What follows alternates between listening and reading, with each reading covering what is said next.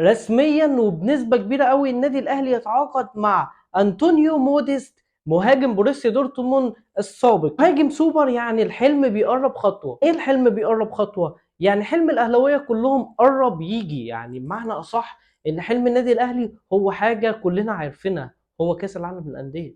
ايوه، هو كاس العالم للانديه هو حلم النادي الاهلي. التوفيق من ربنا سبحانه وتعالى في الفيديو ده. وتعالى سريعا كده بعد اللايك والسبسكرايب، يلا سريعا كده نستعرض مهاجم النادي الاهلي الجديد. نقولوا ايه اللي بينقص النادي الاهلي وبيكملوا موديست. يبقى تعالى نستعرض الماتش ده بالذات. يعني ايه الماتش ده بالذات؟ هنستعرض مع بعض ماتش ريال مدريد والنادي الاهلي، وايه اللي كان بينقص النادي الاهلي في ماتش ريال مدريد، وهيكملوا بمشيئه الله موديست. يا 18 من ماتش ريال مدريد، احمد عبد القادر عمل سلو جامد لمحمد شريف، خلاه قدام المرمى لوحده.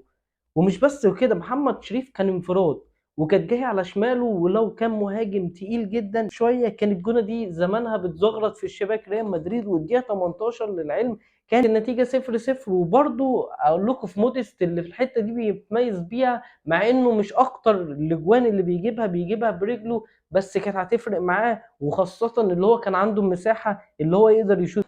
في الدقيقة 25 في هجمة اتلعبت حلو وكل حاجة، بس جت في رأسية محمد عبد المنعم صاحب الحادية عشر. بس برضو أنا كنت أتوقع في اللعبة دي، أنا مش عارف محمد عبد المنعم إيه طبعا اللي خلاه يبقى موجود فيها. هو طبعا بيلعب هيد كويس، بس لو كان مهاجم بحجم موديست في الهيد كان هتفرق كتير جدا جدا جدا، وكانت النتيجة لسه 0-0. في الدقيقة 42 ريال مدريد جاب فينا الجون الأولاني، وطبعا خطأ فادح من محمود متولي، بس ده مش مشكلتنا النهاردة، احنا جايين بنتكلم في حاجة تانية خالص. دخل فينا الجون التاني والنتيجة أصبحت 2-0.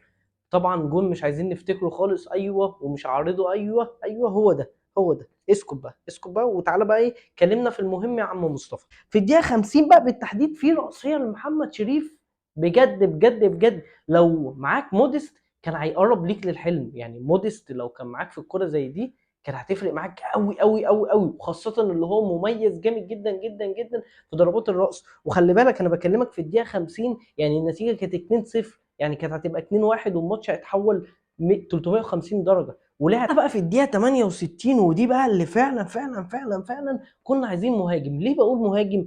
اللي هي الكرة دي جاية اصلا في ال 18، انا ما اقصدش مثلا قفشه ولا اي حاجة، بس اللي اقصده اللي ده المهاجم ده بتاع ال 18 بيخلص كل حاجة في كل.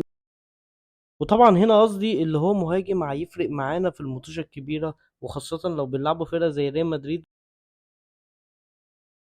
دلوقتي بحسب لكم بعض اهداف موديست مهاجم النادي الاهلي الجديد، وان شاء الله يكون حاجة كده بتعمل عظمة ويتألق ويبقى شبه فلافيو كده اتمنى من ربنا سبحانه وتعالى ان انا اكون قدرت وصلت حاجة كويسة مثلا.